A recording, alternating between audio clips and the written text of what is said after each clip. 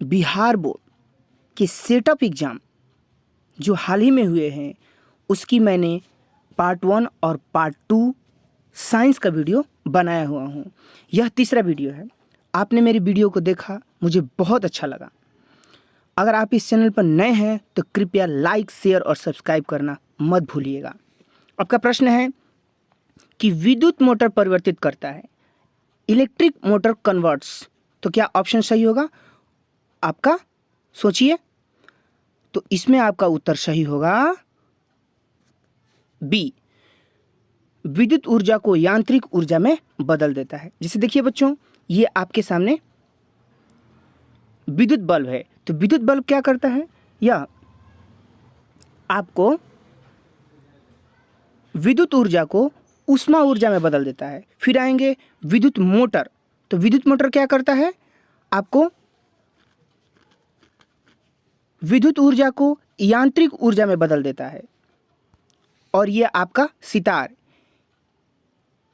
यांत्रिक ऊर्जा को ध्वनि ऊर्जा में बदल देता है। तो हमें याद रखना है कि ये एग्जाम में आने वाले महत्वपूर्ण प्रश्न हैं। नेक्स्ट प्रश्न है आपका कि किसी चालक का प्रतिरोध निर्भर करता है। तो किसी चालक का प्रतिरोध किन किन बातों पर निर्भर करता है? तो लंबाई पर भी निर्भर करता है, चालक की प्रकृति पर भी निर्भर करता है और अनुप्रस्थ काट के क्षेत्रफल पर भी निर्भर करता है। अर्थात आपका ऑप्शन डी सही होना चाहिए। देखिए, यहां पर एक आपको चालक दिखाया गया, अर्थात चालक उन्हें कहते हैं जो इलेक्ट्रॉन को एक सिरे से दूसरे सिरे तक ले जाते होता है।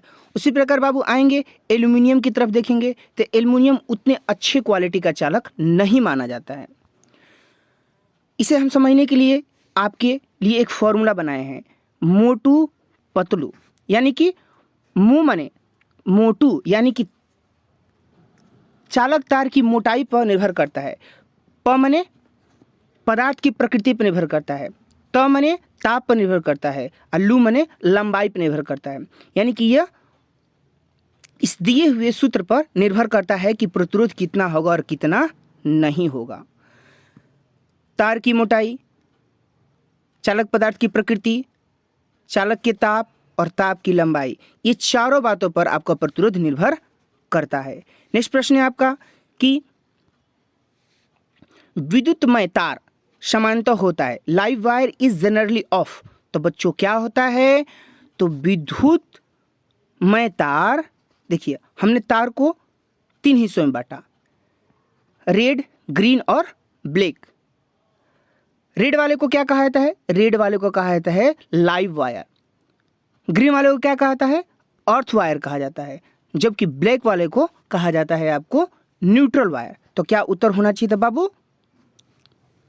लाइव वायर क्या है? तो ऑप्शन बी, रेड। ओके, समझ गए आप? चलिए नेक्स्ट प्रश्न की ओर बढ़ते हैं बच्चों। यहां पर दिया हुआ है, आप तो जान ही गए हैं, ये आपको हम बताए हैं अभी तुरंत। आइए नेक्स्ट प्रश्न की ओर आते हैं। कौन नाभिकीय विखंडन को नियंत्रित करने में प्रयुक्त होता है? तो बच्चों कौन सा? Option A, option B, option C या ऑप्शन डी? सोचिए। बिल्कुल ऑप्शन सी जो है कैडमियम। कैडमियम जो है वह नाभिकीय विखंडन को नियंत्रित करने में मदद करता है। नाभिकीय ईंधन में यूरेनियम 235 और प्लूटोनियम 239 का प्रयोग किया जाता है। कैडमियम के अतिरिक्त भी बोरान का नियंत्रक के रूप में प्रयोग किया जाता है, लेकिन इस ऑप्शन के अनुसार सी राइट होगा। देखिए कुछ महत्वपूर्ण भारत में न्यूक्लियर पावर प्लांट से नाभिकीय संयंत्र हैं। ऐसे तो इंडिया में वर्तमान में 22 हैं, लेकिन महत्वपूर्ण जो हैं वो 6 ही हैं। जैसे तारापुर महाराष्ट्र, राणा प्रताप सागर राजस्थान, कल्पकम तमिलनाडु, नरोरा उत्तर प्रदेश, कपरापुर गुजरात और कैगा कर्नाटक में है, जो महत्वपूर्ण है और वो वर्तमान में नाभिकीय ईंधन यानी कि विद्युत उत्पन्न कर रहे हैं, क्योंकि इनसे हम विद्युत उत्पन्न करते हैं वर्तमान समय में। नेक्स्ट प्रश्न है कि एक कूलाम आवेश में इलेक्ट्रॉनों की संख्या, number of electrons in a coulomb charge is, तो क्या होगा बच्चों? ऑप्शन ए, बी, सी और डी। सोचिए, बिल्कुल ऑप्शन ए राइट होना चाहिए। आइए कुछ महत्वपूर्ण बातों को देखते हैं बाबू। तो कुछ इंपॉर्टेंट वैल्यूज जैसे जी, ये जी जो बड़ा वाला जी होता है, छोटा जी नहीं, छोटा जी का वैल्यू तो कितना होता है बाबू? 9.8 होता है छोटे जी का वैल्यू, जिसे गुरुत्वीय त्वरण कहते हैं। आइए सीखते हैं। तो जी का वैल्यू होता है 6.67 10⁻⁻11 newton square metre square minus में। याद रखिएगा, ये फॉर्मूला को एग्जाम में पूछा जाता है। 1 कैलोरी होती है 4.186 जूल, और 1 किलोवाट बराबर होता है 3.6 10⁻6 जूल होता है। और एवोगाड्रो की संख्या ये आपको बताई गई है। ये एग्जाम में पूछे जाते हैं, इन्हें जरूर याद रखिएगा, आपके लिए बहुत महत्वपूर्ण है। नेक्स्ट, अपघटन अभिक्रिया क्या है? डीकम्पोजिशन रिएक्शन इज, तो बच्चों डीकम्पोजिशन रिएक्शन क्या होता है? जब कोई बड़ा यौगिक टूटकर 2 या 2 से अधिक सरल यौगिकों में तब्दील हो जाता है तो उसे डीकम्पोजिशन यानी अपघटन या वियोजन अभिक्रिया कहा जाता है। तो आपका ऑप्शन होगा ए। ठीक है, अब देखिए दूसरा वाला क्या होगा, बी क्या होगा? तो यह एक संयोजन अभिक्रिया है, क्योंकि इसमें क्या हो रहा है? मिलकर एक नए तत्व का निर्माण, एक नए यौगिक का निर्माण हो रहा है। सेकेंड वाले में देखेंगे बाबू, ये कैसा रिएक्शन है? तो ये आपका हो जाएगा डबल डिस्प्लेसमेंट रिएक्शंस। और थर्ड वाला क्या हो जाएगा बाबू? इसमें भी डबल डिस्प्लेसमेंट रिएक्शन यानी कि द्विविस्थापन अभिक्रिया होगी। तो हमारा ऑप्शन जो उत्तर रहेगा वो है ए, जो हमसे पूछा गया है। नेक्स्ट प्रश्न है बच्चों कि किस देश को पौनों का देश कहा जाता है? किस देश को पौनों का देश कहा जाता है? ऑप्शन ए, बी, सी और डी। तो डी इज राइट, डेनमार्क को कहा जाता है। ठीक है, डेनमार्क को कहा जाता है पौनों का देश। नेक्स्ट प्रश्न है बाबू कि धातु के ऑक्साइड होते हैं, ऑक्साइड ऑफ मेटल्स। तो ऑक्साइड ऑफ मेटल्स कौन सा ऑप्शन सही होगा? सोचिए, हाँ सोचिए सोचिए। Yes, A is right. क्षारीय या बेसिक को कहा जाता है। ठीक है बच्चों, जैसे देखिए धातु के ऑक्साइड जो होते हैं वो बेसिक होते हैं यानी कि क्षारीय होते हैं, जैसे sodium oxide, magnesium oxide, aluminium oxide, zinc oxide. क्या इसमें देख रहे हैं कि ये जो Na है वो धातु है और वो ऑक्सीजन है, इसलिए इसके धातु का ऑक्साइड कहते हैं। Mg क्या है? धातु है और वो ऑक्सीजन है, इसलिए धातु का ऑक्साइड कहा जाता है। समझ रहे हैं इसे? चलिए नेक्स्ट प्रश्न है कि हेमाटाइट निम्नलिखित में किस धातु का अयस्क है? यानी कि हेमाटाइट किसका और है? तो कौन होगा बाबू हेमाटाइट? तो हेमाटाइट, आप सोचिए सोचिए सोचिए। यस, आप सही सोच रहे हैं, ऑप्शन बी इज राइट, यानी कि फेरस, लोहा, आयरन एक ही चीज है। सोडियम बाबू देखेंगे तो सोडियम का क्या होता है बाबू? 11 होता है, क्या? परमाणु संख्या। मैग्नीशियम का क्या होता है? 12। उसी तरह एल्युमिनियम का क्या होता है? 13। ठीक है, सल्फर की परमाणु संख्या क्या हो जाएगी? 16। ये याद रखना बहुत जरूरी है, आने वाले एग्जाम में इससे जुड़े हुए प्रश्न आपसे पूछे ही जाते हैं। किसी भी बोर्ड स्तरीय एग्जाम में जाएं, 10th प्लस या 10th से बाहर, तो ये सिंपल से क्वेश्चंस हैं, 10th में तो बहुत इंपॉर्टेंट है। नेक्स्ट, ऐसे क्लोरीन का क्या होता है बच्चों?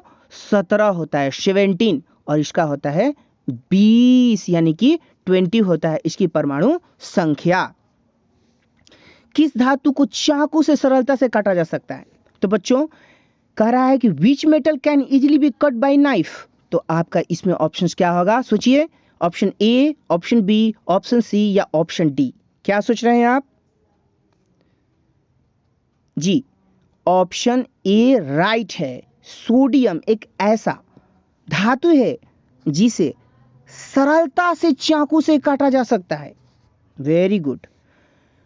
निम्न में कौन लवण है? लवण मतलब salt. Which of following is salt? लवण। तो बच्चों क्या होगा?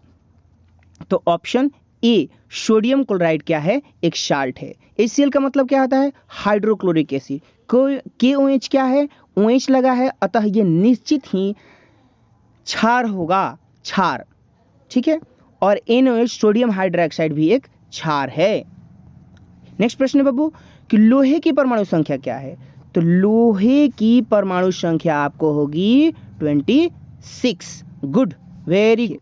कुछ महत्वपूर्ण है आपके सामने परमाणु संख्या, जैसे टाइटेनियम। टाइटेनियम का क्या होता है? 22। गुड। वेनेडियम का क्या होता है? 23। क्रोमियम का क्या होता है? 24। आने वाले एग्जाम में पूछा जा सकता है, हालांकि 20 तक ही पूछा जाता है मैट्रिक स्तरीय एग्जाम में। मैंगनीज का क्या होता है बच्चों? मैंगनीज का होता है 25। आयरन का क्या होता है? 26। कोबाल्ट का क्या होता है? 27। उस तरह निकिल का क्या होता है? 28। कॉपर का क्या होता है? 29। और जिंक का क्या होता है? 30। तो आपको 20 तक ही याद करने होते हैं, एक्स्ट्रा मैंने आपको बता दिए क्योंकि ये पूछा जाता है कभी कभी। क्लोरोफॉर्म का अणु सूत्र क्या है, यानी कि मोलिकुलर फॉर्मूला ऑफ क्लोरोफॉर्म क्या होता है बच्चों? गेस कीजिए। तो आपका उत्तर होगा ऑप्शन सी। अगर मेरी वीडियो आपको उपयोगी लग रहे हैं तो कृपया लाइक शेयर करना मत भूलिएगा। अपने इस गरीब भाई की मदद कीजिए, मैं मेहनत करूंगा आपके लिए। थैंक्स।